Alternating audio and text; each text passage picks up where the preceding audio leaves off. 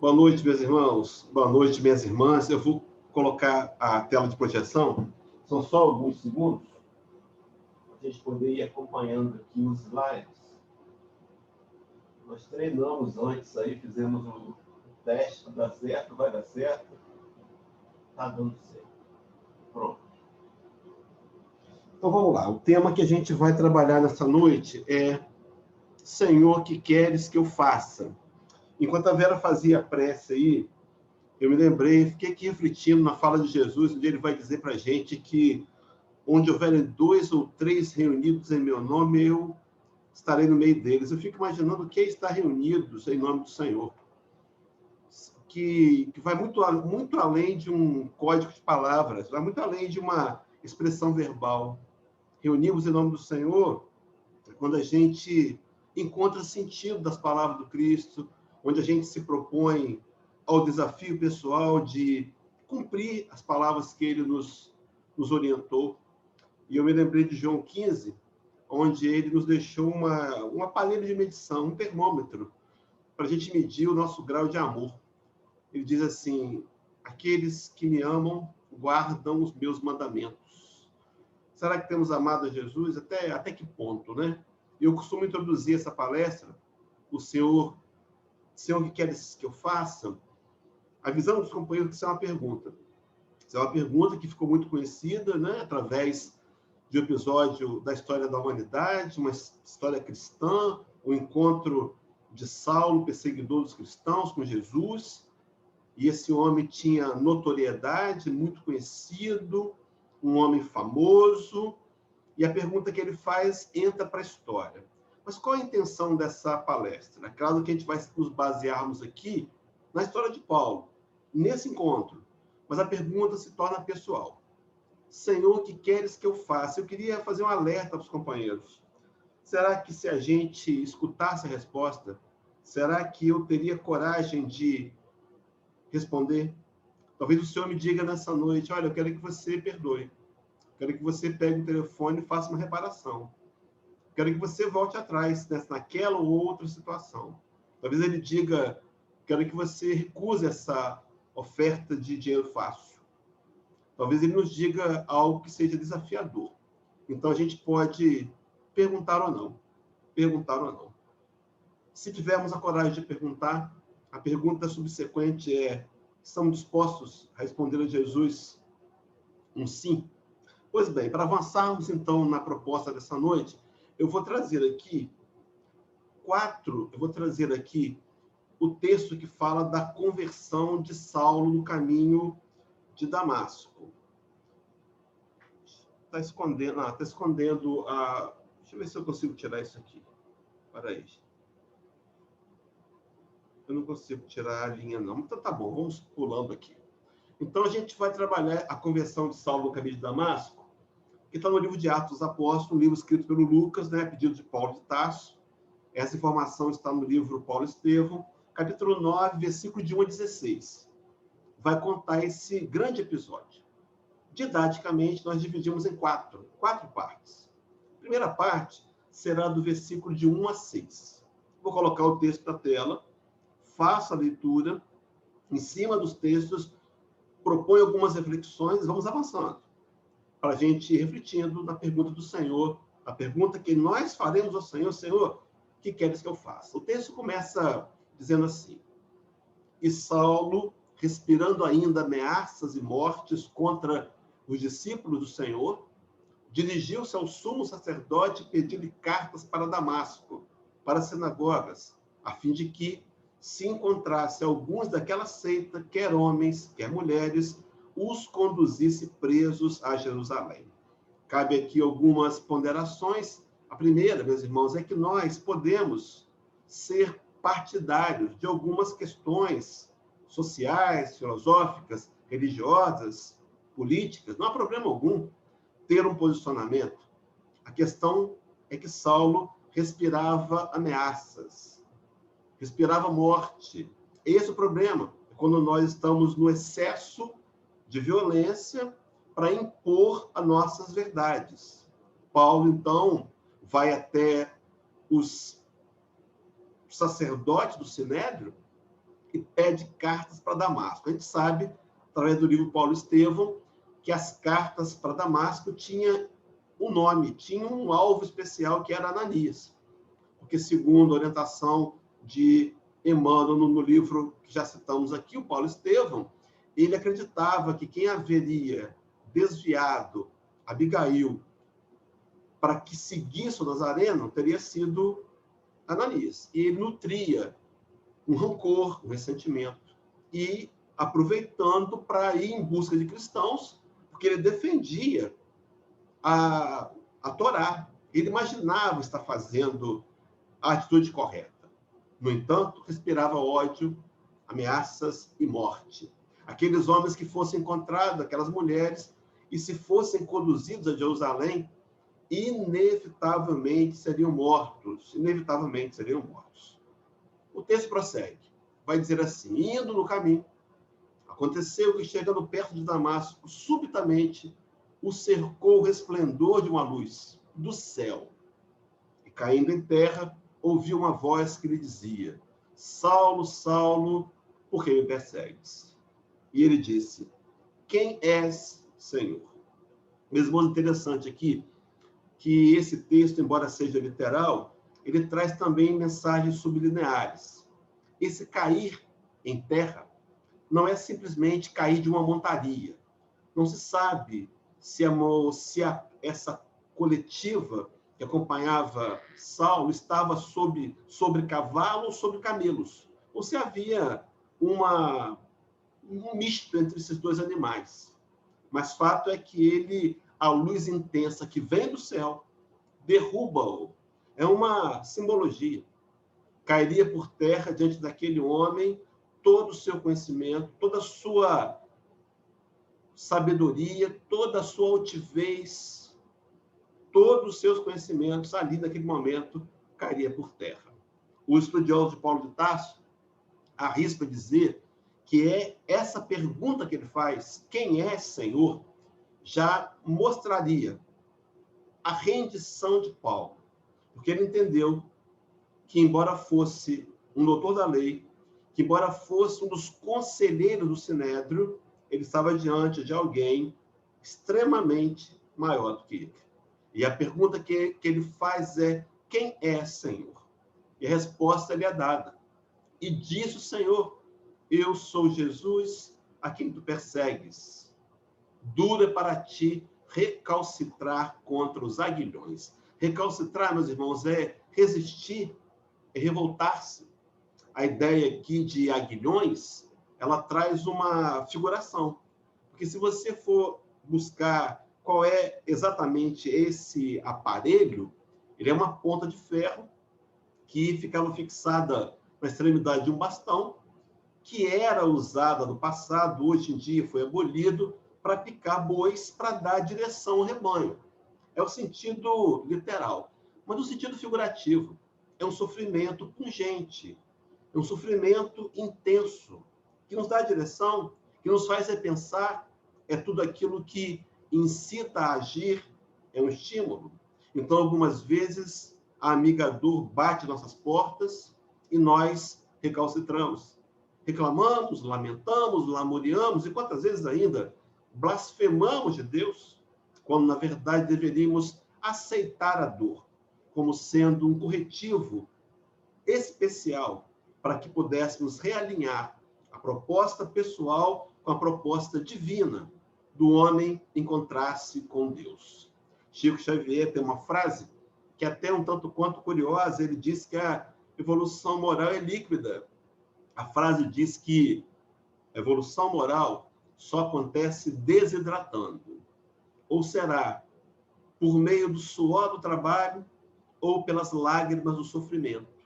Meus irmãos, quantas vezes nós ainda vamos escolher o sofrimento infantilmente para crescer, quando poderíamos já começar a aceitar o trabalho, o suor, sim, o trabalho de construção do reino de Deus em nossos corações, o trabalho paralelo a este, de levar a mensagem do Cristo ao coração daqueles que estão à nossa volta, ao nosso derredor, cumprindo assim o compromisso assumido na questão 132 de O Livro dos Espíritos, onde Allan Kardec inquiriu a espiritualidade, perguntando-lhes qual é o objetivo da encarnação, e foi dito que o objetivo da encarnação é duplo. Primeiro, trabalhar o aperfeiçoamento moral, e hoje é o melhor dia para fazer isso, para chegar à perfeição. E, no segundo momento, um compromisso de ajudar os que estão à nossa volta a também evoluir e crescerem.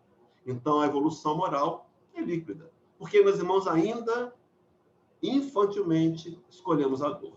Mas, avançando no texto, Paulo de Tarso, então, diz, e ele, tremendo e atônito, disse, e aí é o tema da palestra, Senhor, que queres que eu faça?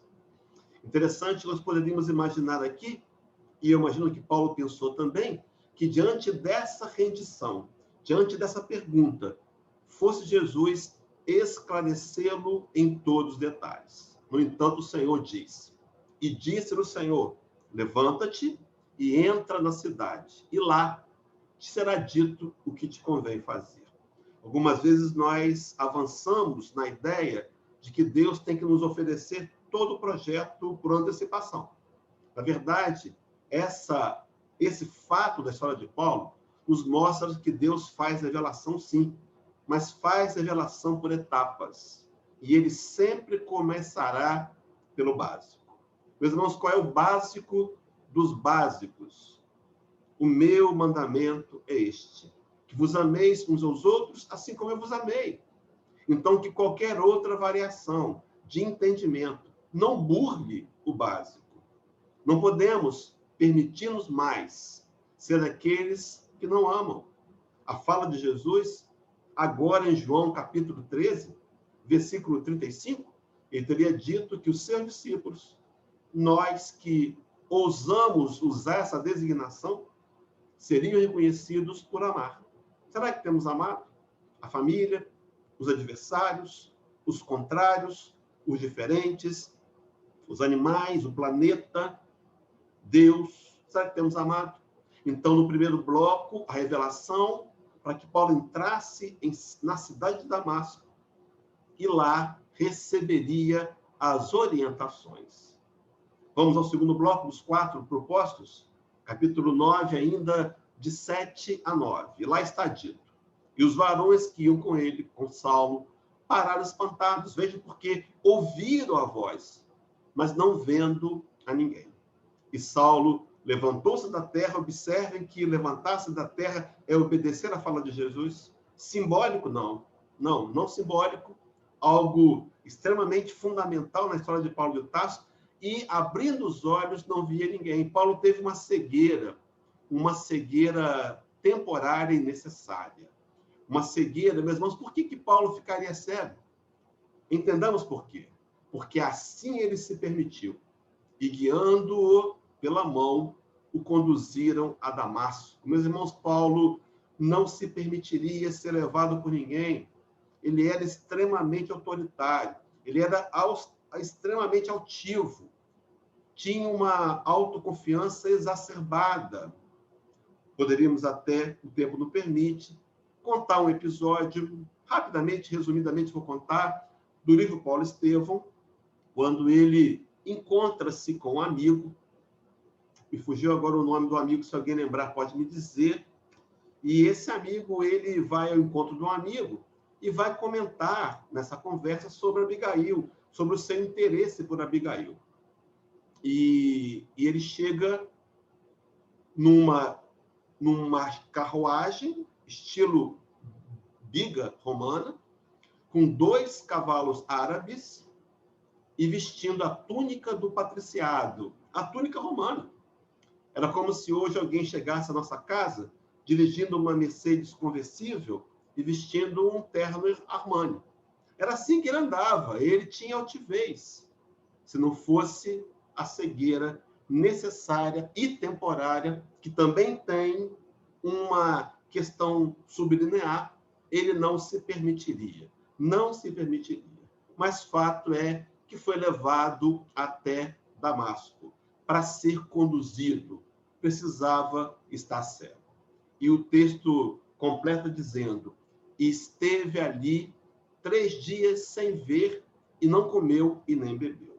Há um grupo de teólogos, pesquisadores de Paulo de Tarso, que questionam se esse fato dele ter ficado 3 dias sem comer e sem beber não teria sido uma revolta, não teria sido uma espécie de rebeldia, uma inconformação com o fato, porque ele percebia que sua história ia mudar. Meus irmãos, deixa eu abrir um parênteses importante. O encontro com Jesus precisa mudar a nossa história. Se não está mudando ainda, é porque talvez eu não tenha aproveitado a intensidade desse encontro.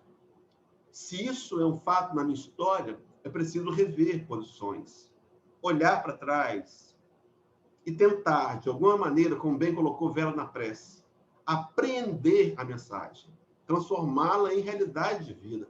Esse é o grande desafio. Mas fato é que alguns outros teólogos acreditam que ele teria praticado uma atitude no judaísmo que era o chamado jejum. Então ele ficaria sem ver, 3 dias sem comer e sem beber, como que dedicando a uma purificação do espírito que ele entendia ser. Avancemos, então. Essa cegueira, meus irmãos, que eu queria abrir um parênteses aqui, a gente se recorda do episódio da Transfiguração e a gente vai lembrar que Pedro, Tiago e João foram levados até o monte e lá viram Jesus. Ele se permitiu, ele se mostrou como ele era efetivamente em sua luz. E por que aqueles homens não ficaram cegos? Por que Paulo teria ficado cego? Não é curioso? É porque Paulo enxerga Jesus sem interferência do corpo material. Então, a luz do Senhor era extremamente intensa, por isso que Paulo sofreu essa cegueira. Até porque, meus irmãos, não foi por acaso. Era necessário.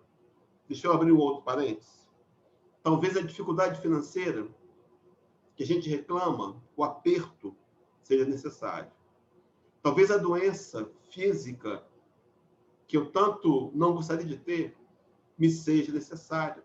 Mais cedo ou mais tarde, mais amadurecidos, compreenderemos o quanto as dificuldades nos ajudaram a sair da inércia, da paralisia espiritual, para avançar no caminho da ascensão. Mas avancemos, então, para o quarto bloco, terceiro bloco, agora versículos de 9 até o 10. E havia em Damasco um certo discípulo chamado Ananias. Veja, meus irmãos, que coincidência. Será que era coincidência? O mesmo Ananias que ele teria ido buscar para prender, levar a Jerusalém e matar. E disse o Senhor em visão a Ananias: Ananias. E ele respondeu: eis-me aqui, Senhor. Eu vou continuar no texto, mas deixa eu ressaltar essa questão do eis-me aqui, Senhor. Meus irmãos, observem como Ananias teve prontificação e disposição de servir. Ele não perguntou: Senhor, o que o Senhor está querendo comigo? Né? Ele não fez ponderações, ele foi absoluto: Senhor, eis-me aqui, eis-me aqui. Meus irmãos, a quantas anda o nosso nível de prontificação e disposição para servir? Será que não temos, talvez, algumas vezes, usado de desculpas muito convincentes para dizermos não a Jesus? Há uma fala de Emmanuel, no livro Pão Nosso, lição 79, que eu recomendaria aos companheiros lerem depois. Lerem calmamente depois. O mas e os discípulos. E Emmanuel vai dizer nesse texto que é fácil dar desculpas convincentes. Fácil. Muitas vezes, desculpas autoconvincentes. Há uma canção de Renato Russo, os mais jovens talvez só lembrem-se dele pela internet, mas ele fundou a Legião Urbana nos anos 80, em Brasília, e em uma das suas canções ele vai dizer que a pior mentira é mentirmos para nós mesmos, e nos convencemos. Há pouco tempo atrás, eu coordeno um curso de ESG e EAD de uma casa espírita aqui da nossa cidade, chamada Guilherme Ribeiro, e um companheirinho veio me explicar que ele não frequentaria mais as aulas. Naquela época presencial ainda, eu perguntei para ele: mas o que aconteceu? Você não está gostando do material, do conteúdo? Ele disse: não, é porque eu preciso melhorar o meu inglês. É claro que eu não vou dizer isso para ele, né? Mas eu fiquei imaginando: nossa, podia escolher outro dia para o inglês, né? A gente abre mão, talvez, de uma justificativa que faz sentido e nos convence. E respaldamos a atitude. Emmanuel vai dizer que é fácil também fugir dos compromissos. Todos nós, ao encarnarmos nesse planeta, viemos trazendo compromissos espirituais. O maior deles, voltar à paz espiritual com os sentimentos mais desenvolvidos e mais fortalecidos e expandidos. Também é muito fácil a gente fingir para não assumir. Meus irmãos, por detrás disso está chamado desculpismo. Esse desculpismo alimenta e camufla o personalismo. Temos sido derrubados inúmeras vezes nessa encarnação e em tantas outras por conta desse personalismo, que por detrás dele está orgulho e egoísmo, o que Allan Kardec vai chamar de as chagas da humanidade. Fácil dar desculpas. Mas Ananias, Senhor, eis-me aqui. Ananias aprendera isso, por certo, dos patriarcas. Dos patriarcas, ele aprendeu lá com Abraão, com Jacó, com Moisés, Samuel, Isaías. Quem lembra do livro de Isaías, a fala vai até adiante. Isaías diz assim: Senhor, eis-me aqui, envia-me a mim.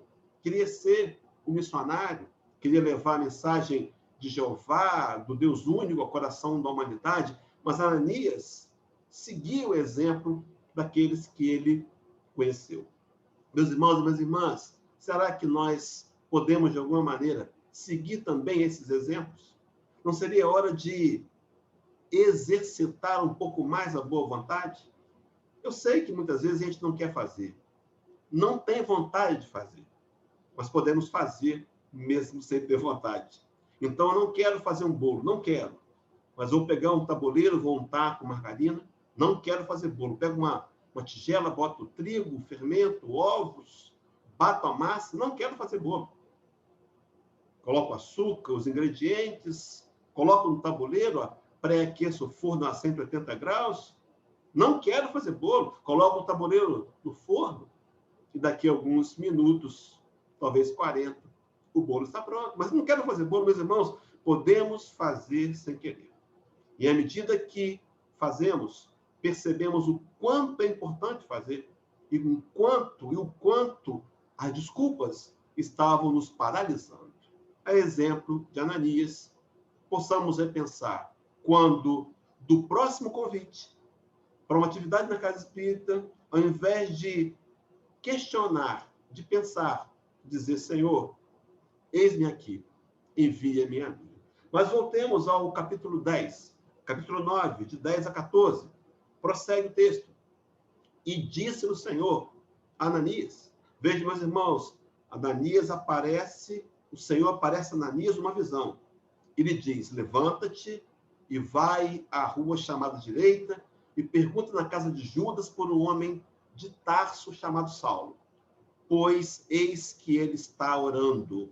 É essa fala dele estar orando que atrela àqueles teólogos que acreditam ter ele feito um jejum de água, de líquido e de comida por 3 dias. Mas, enfim, estava orando. E veja, meus irmãos, porque ele estava orando, numa visão ele viu que entrava um homem chamado Ananias e que punha sobre ele a mão para que tornasse a ver. Meus irmãos, as coisas do Senhor não são confusas. Não são difíceis de entender.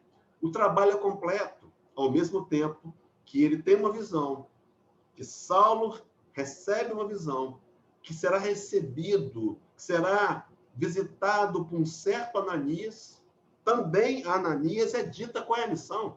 Meus irmãos, as coisas do Senhor acontecem com facilidade, com clareza.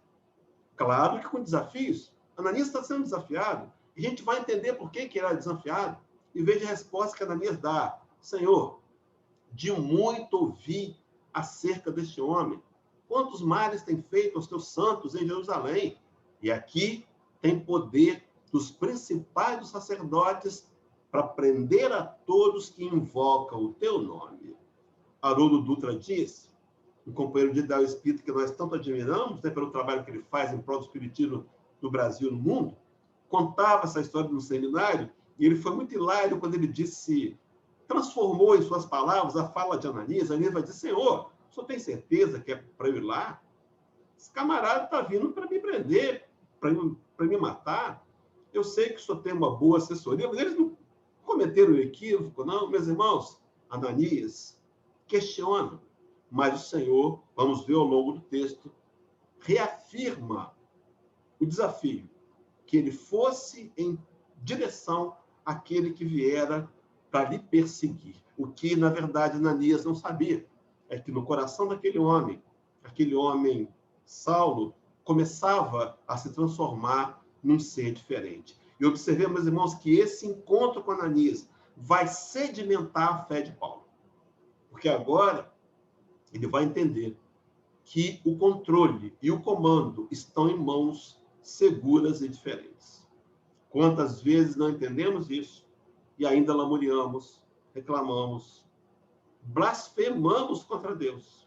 Quantas vezes, meus irmãos, não entendemos a fala de João de Anges na codificação de Kardec, quando ela escreve no livro Evangelho segundo o Espiritismo, capítulo 9, item 7, lá ela assina o Espírito Amigo, mas é Joana, segundo informou-nos Divaldo Pereira Franco, e ela vai dizer: a dor é uma bênção que Deus envia a seus eleitos.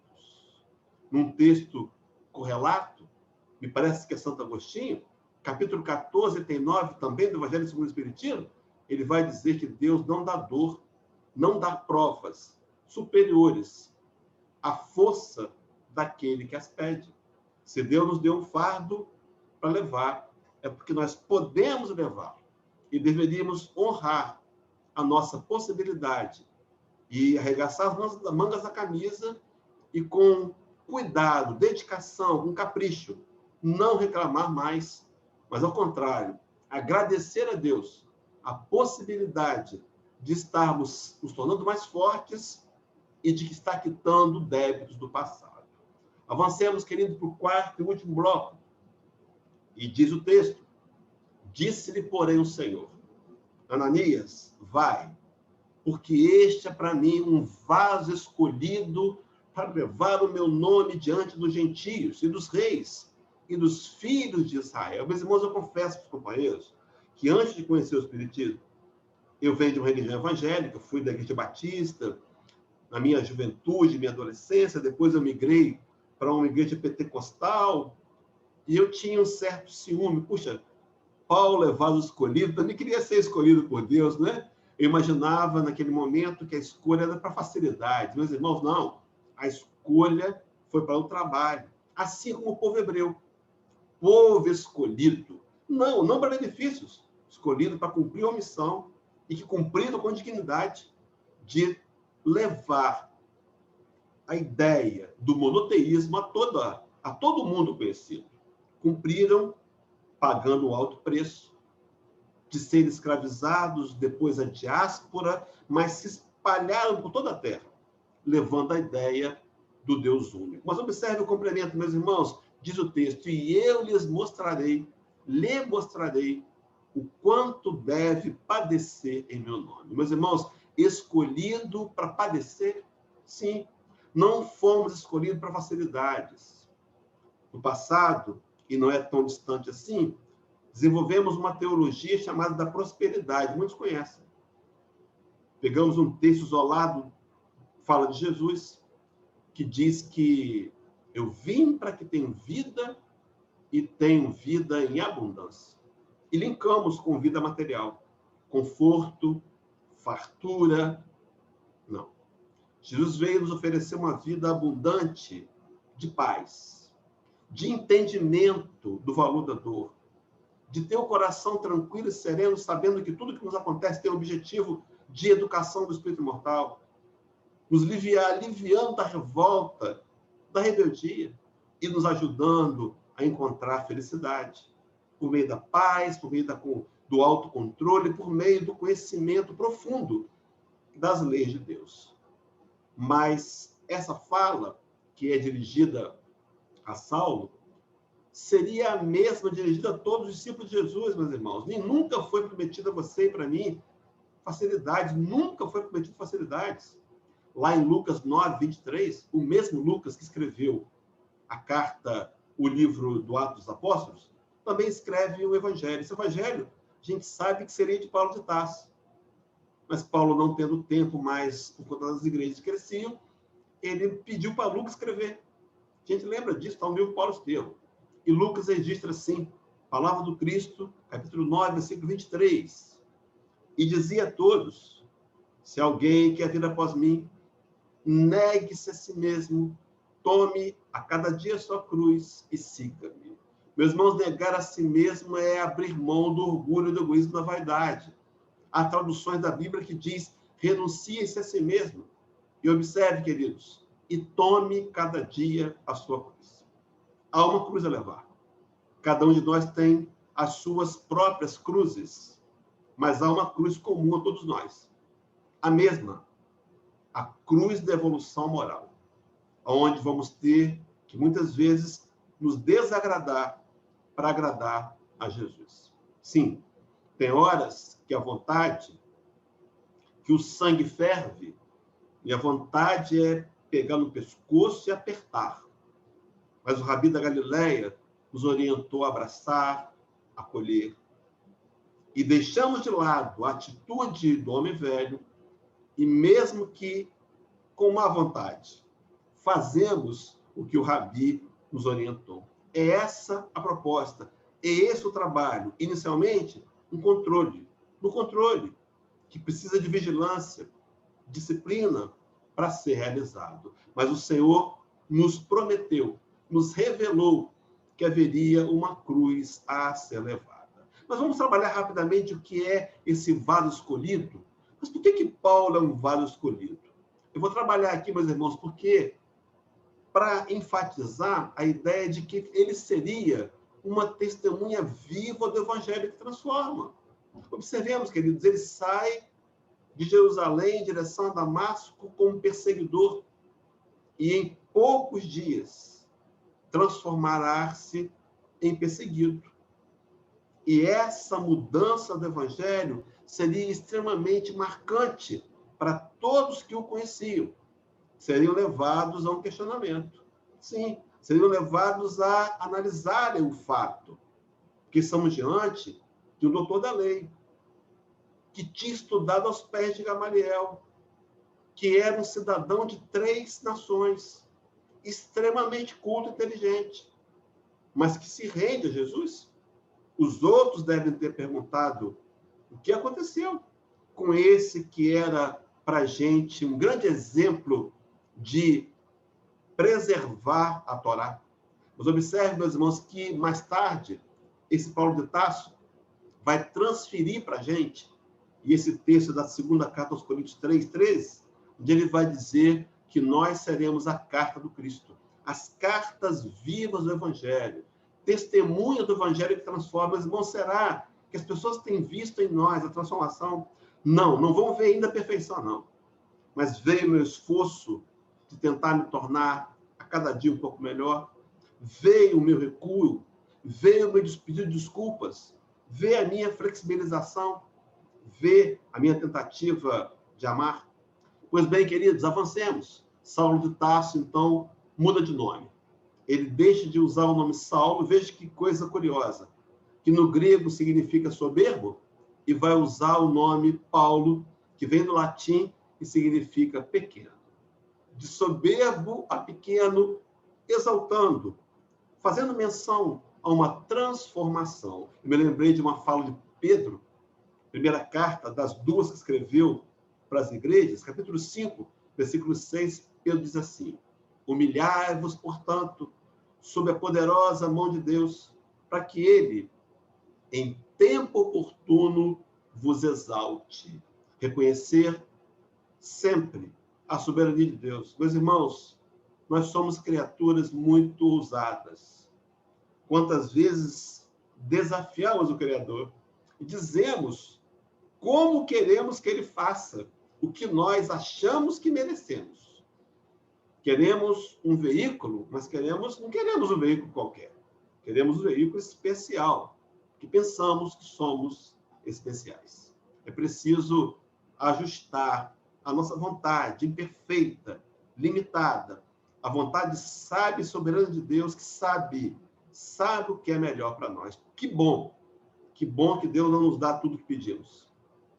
poderíamos perder. No entanto, ele sempre dará o que nós precisamos. E quanto mais eu evito a revolta, desenvolvo a resignação, mais eu consigo perceber o benefício por trás da dor. Então, Paulo, soberba pequeno, para ser exemplo, meus irmãos, e Paulo, no vaso escolhido, por duas razões básicas. A primeira, estava preparado.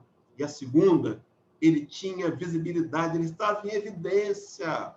Eu imagino que muitos jovens admiravam Paulo, queriam ser igual a Paulo. Estava em evidência e está preparado. Por isso o vaso escolhido. Preparado por quê? Inúmeras razões. Mas isso fazia parte, meus irmãos, de um planejamento reencarnatório. Paulo encarna, Paulo estuda grego, não por acaso. Paulo falava grego, não por acaso. A gente sabe que 300 anos antes de Jesus, o imperador Alexandre o Grande dominou o mundo conhecido. E uma das coisas que Alexandre fazia, além de escravizar, era obrigar aqueles povos a falar do grego. Se um soldado de Alexandre chegasse numa comunidade, numa aldeia, uma tribo, encontrasse alguém falando o dialeto local, poderia matar aquela pessoa. Parecia algo tão torturante, né? Portanto, 360 anos depois, o que possibilitou Paulo pregar o evangelho aos gentios, a todo mundo, foi ele saber falar grego e o mundo falar grego. Uma situação que parecia tão ruim, tão difícil, escondia, na verdade, um benefício e um planejamento divino. Meus irmãos, então será que no momento atual, o que eu estou vivendo não faz parte desse projeto que visa amanhã, no futuro, de uma próxima encarnação, um imenso benefício? Então, Paulo pregou o evangelho. E a segunda possibilidade, porque Paulo é escolhido, ele estava em evidência. Meus irmãos, eu queria atrelar aqui a ideia do que eu chamei de estratégia das sinagogas. Os companheiros vão saber, vão se lembrar, como é que Paulo fundava as igrejas. Ele chegava numa cidade, e vejam, isso já teria passado 6 anos daquele encontro, com Jesus no caminho, na entrada de Damasco. Então, ele chegava numa sinagoga. Não havia a comunicação que nós temos hoje. Então, as pessoas olhavam para Paulo, não sabiam do que tinha acontecido. E enxergavam Saulo. É claro que enxergavam Saulo. Um mal vestido, né? Não era aquele Saulo imponente, mas parece Saulo. E automaticamente oferecia a tribuna. É como se Divaldo Franco chegasse no grupo Espírita Semente de Luz e o palestrante, não, para aí, Divaldo, vem cá, dá uma palavra aqui para a gente. Né? É assim que acontecia. E ele assumia a tribuna e pregava, ao invés do judaísmo, ele pregava o cristianismo. Por isso ele saía dali espancado, açoitado, fugido. Às vezes não conseguia falar tudo, mas o que ele falava trazia uma profunda intensidade do seu encontro pessoal com Jesus. E a palavra era convincente, cheia de energia, cheia de vibração. E o que acontecia? Alguns dos que ali estavam na sinagoga ouviam e entendiam. Tinham suas mentes despertadas. E iam em busca de Saulo. E o encontravam. E agora o ensino era complementado. E eles fundavam as chamadas igrejas domésticas. E foi daí que ele, indo de sinagoga em sinagoga, durante 30 anos, percorreu 21 mil quilômetros e sedimentou o cristianismo entre os povos não-judeus. Um homem que estava em evidência. Mas, meus irmãos, deixa eu voltar lá no texto. E eu lhe mostrarei o quanto deve padecer em meu nome. Quem se recorda do livro Paulo Estevão vai lembrar da morte de Paulo, capítulo 10, a segunda parte. Né? O apóstolo é quase que... ele é degolado, mas a cabeça continua presa ao corpo. É esse o resultado? É esse o prêmio? Não, meus irmãos. É algo que vai muito além do material.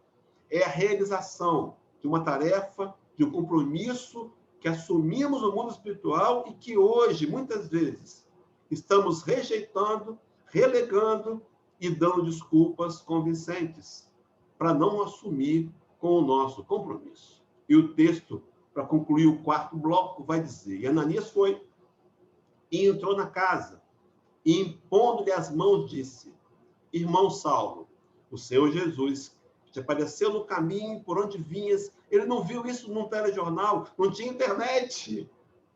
Paulo entendeu, está diante daquele que ele teve uma visão, e diz assim: por onde vinhas me enviou para que tornes a ver e seja cheio do Espírito Santo. Esse tornar a ver não é uma visão física, não, é começar a enxergar com os olhos do Espírito imortal. Paulo ali começava a entender que havia algo muito mais profundo a ver. Ele começou a compreender uma realidade espiritual. Ele começou a entender, meus irmãos, que relembrava os processos de compromissos que haviam sido assumidos. Será, meus irmãos, que nós temos assumido com nossos compromissos? Não estamos encarnados aqui por acaso. Vou dizer mais, não somos espíritas por acaso. E nem muito pouco, por acaso, estamos encarnados na nova era. Na transição planetária, não. Meus irmãos, Jesus conta conosco. Com aquilo que temos. Não precisa ser muito, não. Mas se oferecermos de boa vontade, com dedicação, com seriedade, com compromisso, é isso. É isso que o Senhor requer de nós. Não nos requer mais do que podemos dar. Será que temos dado dentro do nosso limite?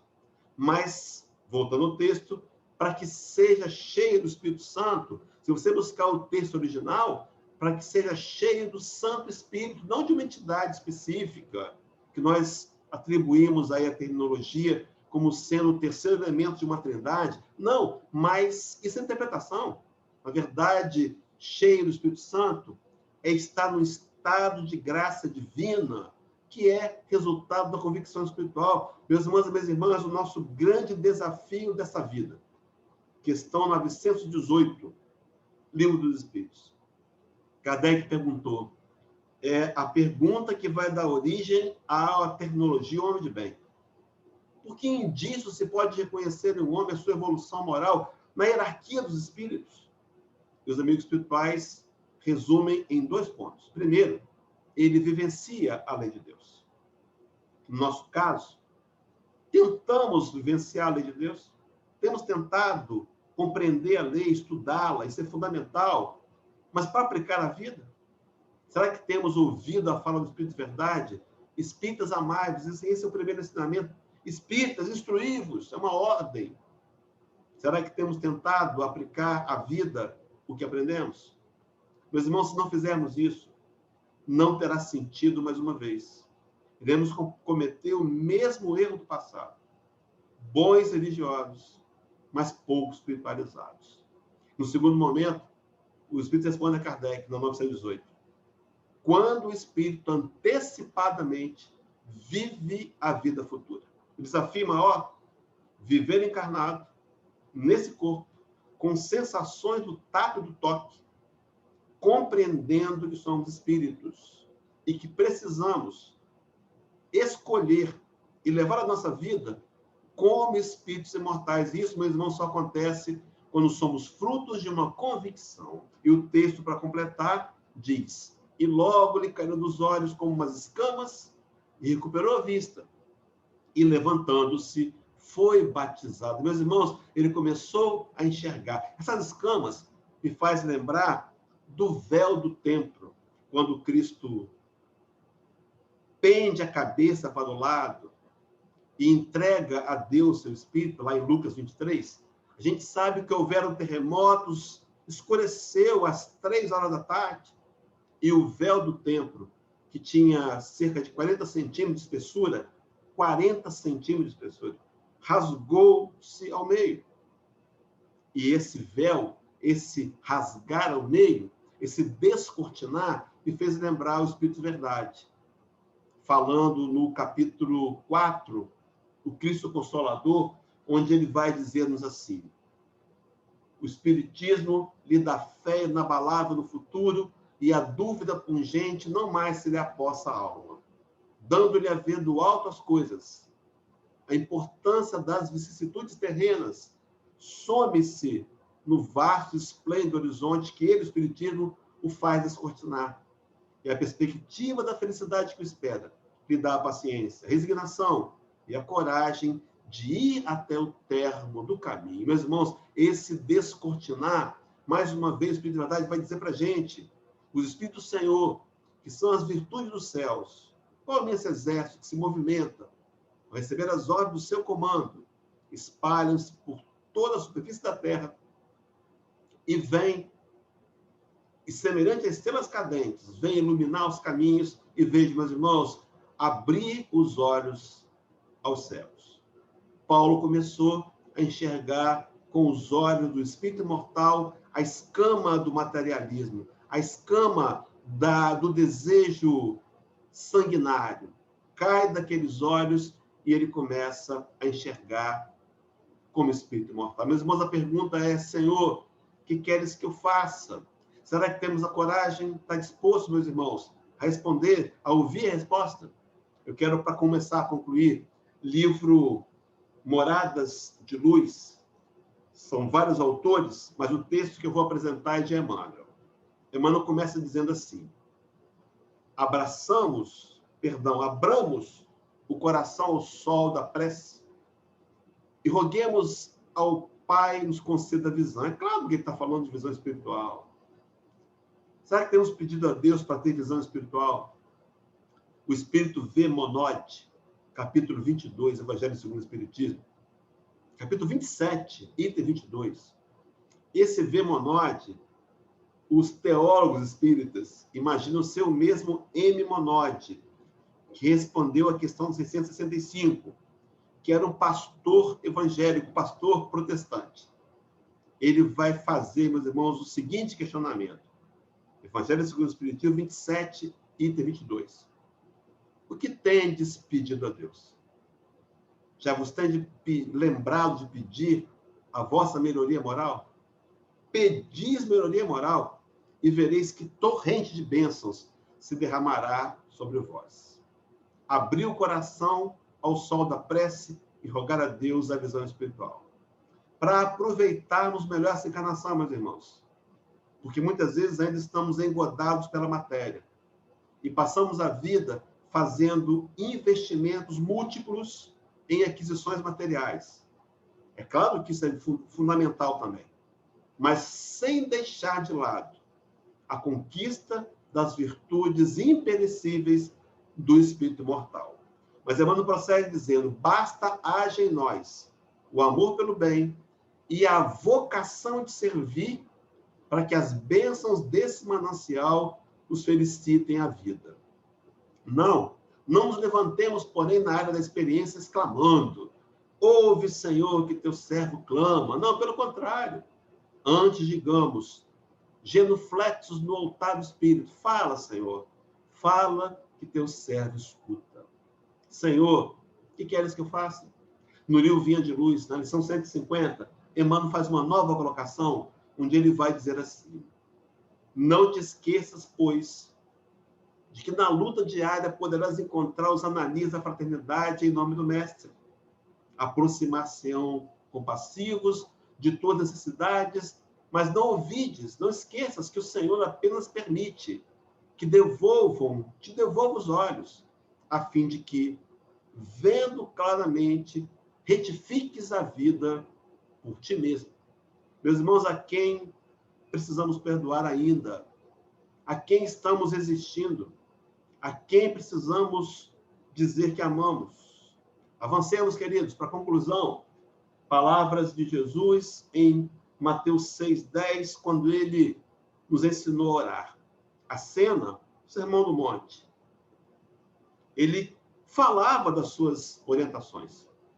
E, de repente, alguém se aproxima e, talvez afoito, interpela, atrapalha, corta o Senhor. Senhor, ensina-nos a orar. E o Senhor aproveita aquele momento. Ao invés de se aborrecer e dizer para aquele cara, que isso, rapaz? Está invadindo a palavra, está atrapalhando aqui. Depois você pergunta isso. Não. Aproveitou. e nos ensinou a orar. E na parte da oração ele vai dizer que deveríamos orar assim: venha o teu reino, seja feita a vossa vontade, assim na terra como nos céus. Nos colocar como submissos à vontade de Deus. Meus irmãos, é interessante que Jesus, ele pregava aquilo que ele vivia aquilo que ele pregava.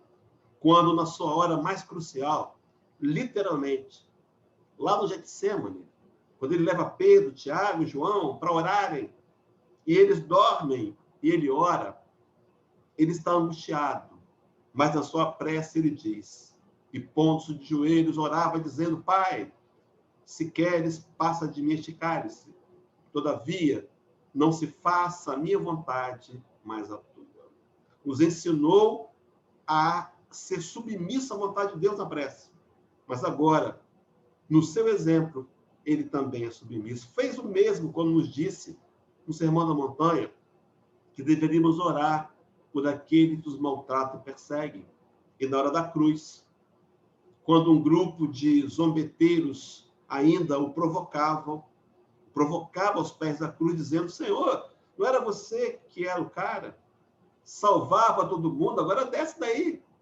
Salva-te a ti mesmo. E ele ora, dizendo: Pai, perdoa-os, porque não sabem o que fazem. Jesus, exemplo maior de submissão e abnegação a Deus. Mas, irmãos, quem sabe? Será que ele é nosso exemplo? Será que nós temos efetivamente transformado Cristo em nosso exemplo de submissão e abnegação a Deus? A questão, para concluir, central do livro dos Espíritos, para mim, meus irmãos, a mais importante questão do livro, 625, Kardec perguntou à espiritualidade: qual o tipo mais perfeito que Deus tem oferecido, está oferecendo agora de novo, como modelo e guia da humanidade? A resposta é a menor do livro, mas a mais importante: Jesus. Meus irmãos, é preciso que a gente transforme Jesus em nosso modelo e em nosso guia. O Rabi nos aguarda de braços abertos a nossa posição. Não vai forçar a porta, não. É o versículo 20 do capítulo 3 de Apocalipse. E eis que estou à porta e bato. Se alguém ouvir a minha voz, dessa vez ouvir, abrir a porta, eu entrarei. Cearei com ele, e ele ceará comigo. Meus irmãos, intimidade. Sentar-se à mesa com Jesus. O que ele quer de você e de mim é que nessa noite a gente se faça digno de receber a designação de espíritos, de espíritas, de discípulos, de cristãos, e que possamos sair daqui para repensar o que temos efetivamente feito de Jesus. Que o Mestre nos abençoe a todos. Eu vou a palavra aí a Vera para continuar com a nossa reunião.